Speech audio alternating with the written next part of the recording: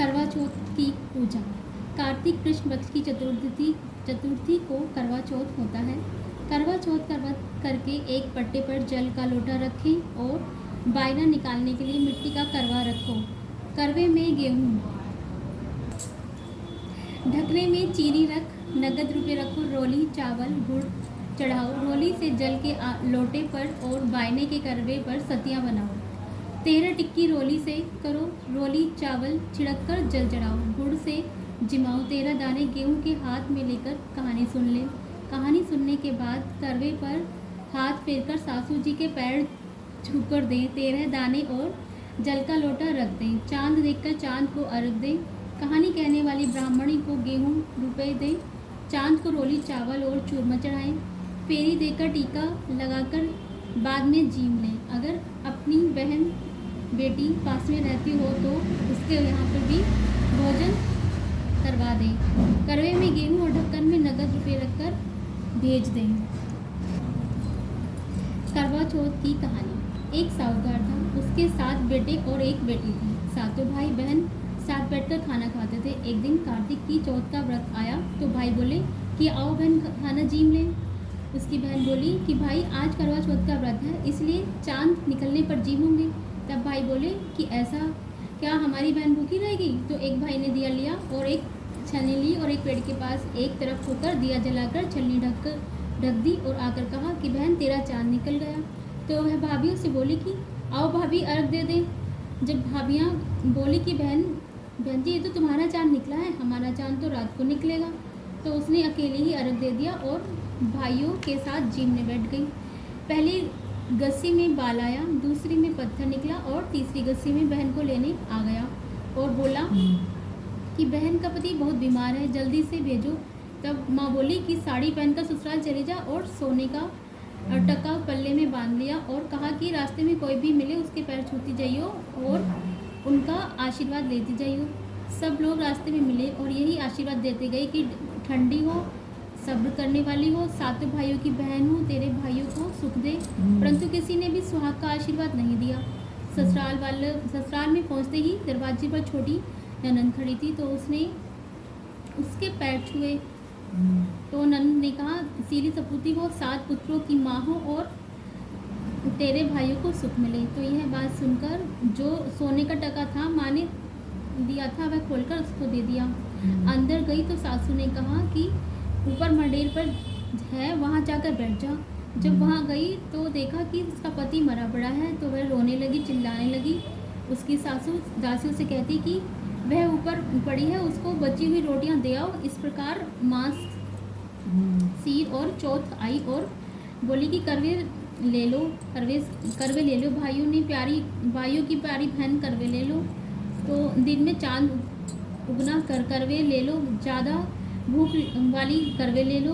तब यह चौथ माता को देखकर बोली कि मेरे को उजाड़ा है तो तू ही सुधारेगी, मेरे को सुहाग देना पड़ेगा। तब करवा चौथ माता ने कहा कि पौष माता आएंगी तो वह मेरे से बड़ी हैं और वही तेरे को सुहाग देंगी। इस प्रकार पौष माता भी आकर चली गई। माघ की, फागुन की, चैत की, बैसाख की, जेठ की, आषाढ़ की, सावन की, भादों की सारी चौथ माता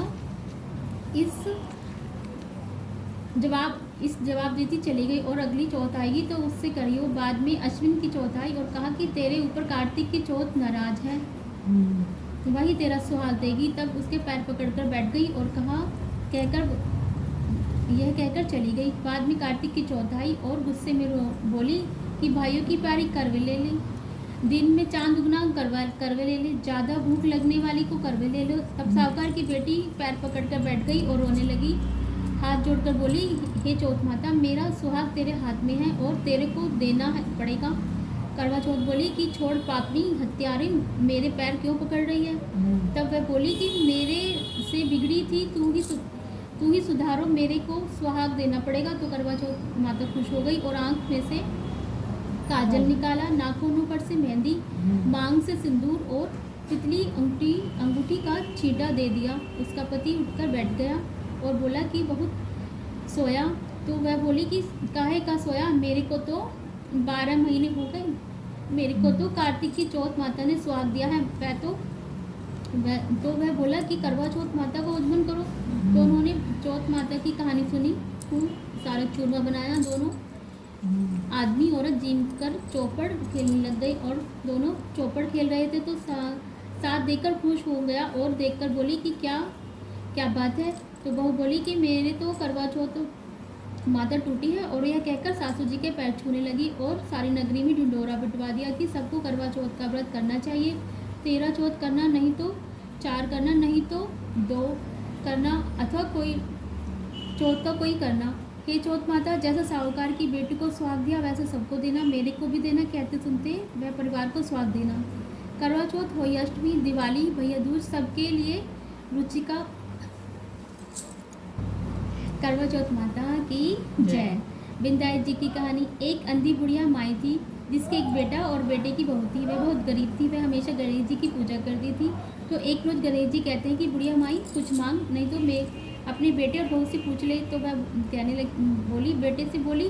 बेटे ने कहा कि माँ धन दौलत मांग ले। और अपनी बहू से पूछा तो वह बोली सासू जी पोता मांग लो। तो बुढ़िया माई ने सोचा कि ये दोनों तो अपने मतलब की चीज़ मांग रहे हैं। तो पड़ोसन से जाकर कहा कि मुझे विधायक जी ने कहा है कि कुछ मांग। बेटा तो कहता है कि धन मांग, बहू कहती है पोता मांग। तब पड़ोसन बोली तू ना धन मांग और ना तू पोता मांग, तू थोड़े दिन तो रहेगी ही, तू आँख मांग ले। तो उसने पड़ोसन की बात नहीं मानी और वह जाकर सोचा कि बेटा बहुत खुश हो, यही मांग लूँ और मतलब की चीज़ भी ले लूँ। दूसरे दिन गणेश जी आए और बोले बुढ़िया मांग, क्या मांगना है। तब वह बोली कि आँख दे जिससे सोने के कटोरे में पोता दूध पीते दिखे, सुहाग दे निरोग काया दे, 9 करोड़ की माया दे और बेटा पोता पड़ोते दुनिया में भाई भतीजे सारे परिवार को सुख दे, मोक्ष दे। तब गणेश जी बोले कि माई तूने तो मुझे ठग लिया और सब कुछ मांग लिया, परंतु सब इसी प्रकार होगा। और वह कहकर गणेश जी अंतर्ध्यान हो गए। बुढ़िया माई के उसी प्रकार सब कुछ दे दिया। हे गणेश जी महाराज, जैसे बुढ़िया को दिया वैसे सबको देना, कहते सुनते सबका भला करना। गणपति गणेश की जय। मैं तो खुद लेंगे ना। आओ भोग ये रिकॉर्ड नहीं हो लगाओ रहा। प्रभु जी मेरे अंगना, जय गणेश जी महाराज आओ की जय। भोग लगाओ जय प्रभु जय जी माता की मेरे जय। अंगना। हाथ